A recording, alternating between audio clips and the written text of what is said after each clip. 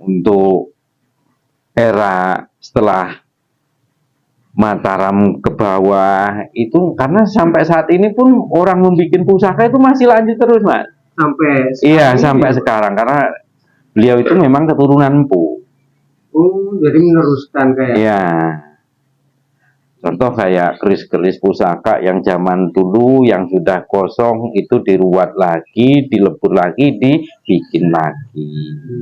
Perbarui lagi. Ya, diperbarui lagi. Itu ada. Makanya sampan harus teliti dan detil meneliti jenis-jenis pusaka itu bikinan seorang empu atau bikinan seorang dewa atau pelantaran dari dulu kakek nenek sampan bermohon tiba-tiba ada dari Sang Maha Pencipta, itu harus bisa sampan pahami. Nah, pusaka itu nggak sama, Mas. Walaupun jenisnya sama, bentuknya sama, itu belum tentu itu sama pembuatnya, bukan. Nggak sama. Bisa beda, Pak. Bisa beda pembuatnya. Gitu. Jadi sampean harus bisa memahami. Mungkin agak lebih paham juga, biar nggak tertipu, Pak, ya. Untuk sekarang banyak yang jual keris segini dari ini, mungkin, Pak. Mungkin kalau bisa lebih paham seluruhku, biar kita juga bisa tidak tertipu mungkin, Pak, ya, oleh oknum-oknum yang di luar sana. Sebetulnya ini sangat rahasia, Mas. Sangat rahasia, karena maafnya ngomong nanti gimana untuk usaha saudara-saudara. Intinya gini aja, Mas, untuk kepahaman ini. Kalau memang itu pusaka tua atau pusaka-pusaka zaman dulu, ciri khasnya itu cuman jelek, Mas. Oh, ada ciri khasnya sendiri, Pak. Nggak sebagus kayak empu untuk era zaman sekarang. Nggak mengkilat, nggak, ibaratnya itu besinya juga kalau zaman dulu itu dari meteor, dari ini emas, perunggu, inten atau berlian. Itu kalau zaman dulu, kalau zaman sekarang enggak. Karena orang-orang zaman sekarang mungkin milih pusaka itu melihat dari sosok bentuknya bagus. Bentuknya yang bagus, mungkin warangkanya bagus, Pak, ya. Enggak melihat itu bahannya apa, itu enggak. Mungkin beliau itu melihat bagusnya bentuk pusakanya. Dari bentuk itu mungkin, Pak, ya. Kalau keris-keris pusaka zaman leluhur itu jelek semua, Mas. Mungkin karena ratusan tahun, bahkan bukan karena ratusan tahun, karena itu maafnya ngomong, ada yang ditempa, ada yang pakai tangan dia bikinnya, Mas. Pakai tangan. Iya, pakai jari langsung. Karena beliau itu tadi membuat pusaka itu dengan puasa, dengan tiraka, entah itu sampai ratusan hari atau sampai ibaratnya 1000 hari, itu ada, Pak. Enggak langsung 1 hari itu jadi, itu enggak. Melalui proses bertapak dulu, dia puasa dulu, baru dia membikinnya. Dan bikinnya sambil dia berpuasa, gitu loh. Mungkin jadi jawabannya itu kenapa orang-orang zaman dahulu itu sakti-sakti mungkin. Nah, karena tirakatnya itu mungkin, ya. Karena pusaka-pusaka zaman dulu itu hasil dari tirakat puasanya empunya. Saking lamanya atau usahanya. Ini salah satu contoh ya, kayak pusaka kakek Empu Gandring ya.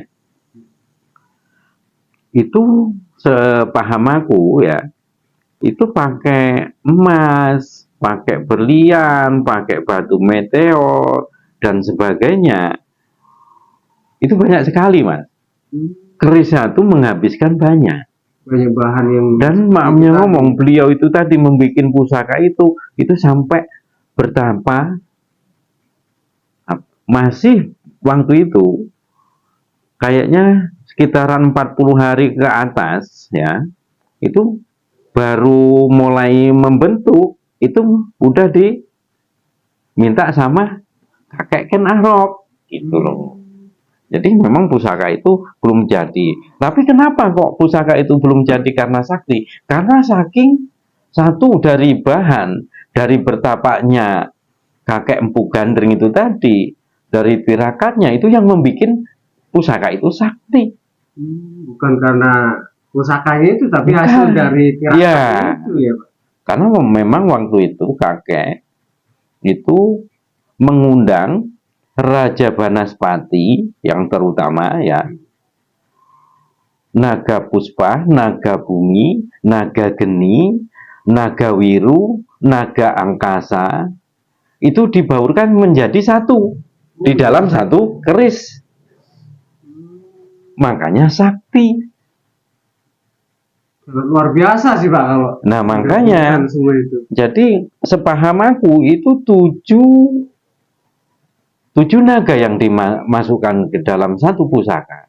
Menjadi satu keris. Iya, satu keris Empu Gandring. Contoh seperti pedang naga puspa. Pedang naga puspa itu bisa ditundukkan hanya dengan keris Empu Gandring. Karena tahapan naga puspa itu baru tingkat kelima atau keenamnya. Yang ketujuh itu Empu Gandringnya. Empu Gandring. Itu sosok gaib, naga bumi dan naga geni, naga puspa, naga wiru, naga angkasa, dan sebagainya itu diundang untuk masuk ke dalam pusaka itu. Gimana nggak sakti? Berbaur menjadi satu Pak. Iya, walaupun pusaka itu belum jadi. Belum jadi padahal.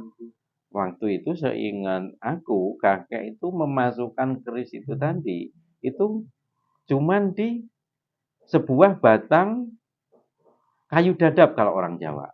Kayu dadap. Iya, kayu dadap yang ada. Biasanya orang Jawa itu menamakan itu godong towo atau godong dadap yang ada duriknya itu tadi. Hanya dimasukkan ke dalam ranting atau pang kalau orang Jawa. Iya. Yang itu ya. Iya.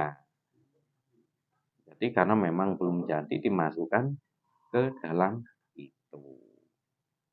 Jadi seperti itu Mas penjelasan untuk suguhan pusaka atau keris.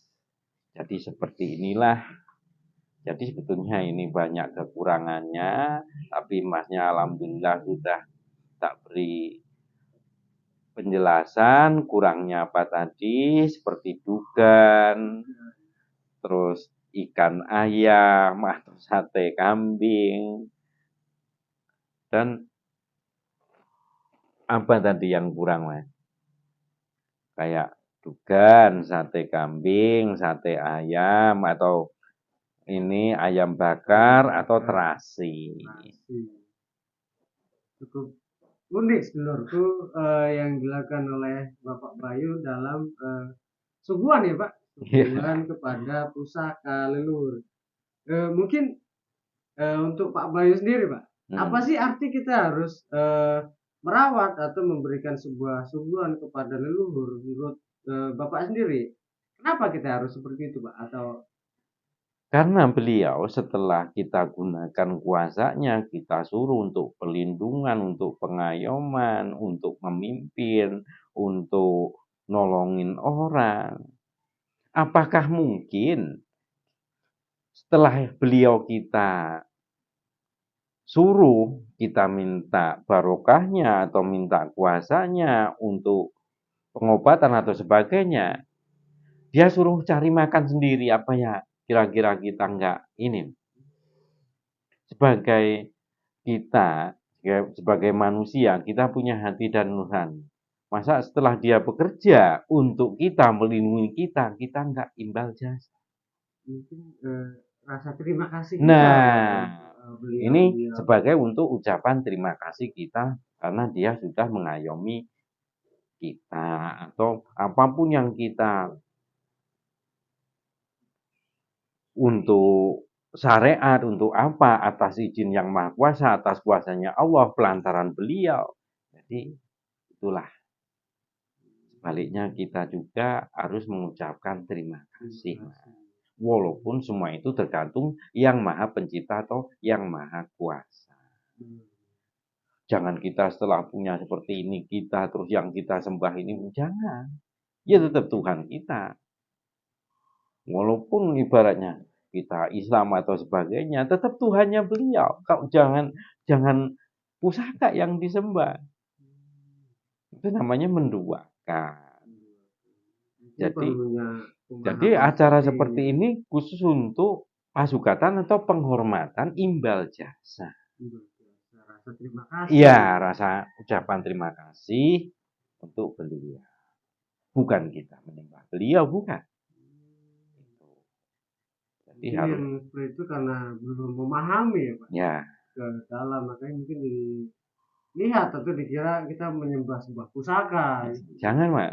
Karena maaf yang ngomong ya, sebetulnya pusaka dari zaman Nabi sampai era manusia zaman sekarang, itu semua mempunyai pusaka. Itu pusaka sendiri-sendiri. Nabi, Rasul atau sebagainya itu semua punya pegangan pusaka. Tapi maknya ngomong ya, pusakanya itu beda-beda. Beda jenisnya, Ya, makanya juga Pak. entah itu hanya sebuah kayu, sebuah tongkat atau sebuah tasbih atau sebuah. Kalau zaman dulu itu biasanya kalau zaman-zaman Nabi itu sebilah pedang. Bila pedang. Iya, makanya ada namanya pusaka pedang Soleman, pedang Sabilillah atau sebagainya. Ini benar sering saya mendengar seperti itu. Nah, mungkin pedang Soleman, mungkin pedangnya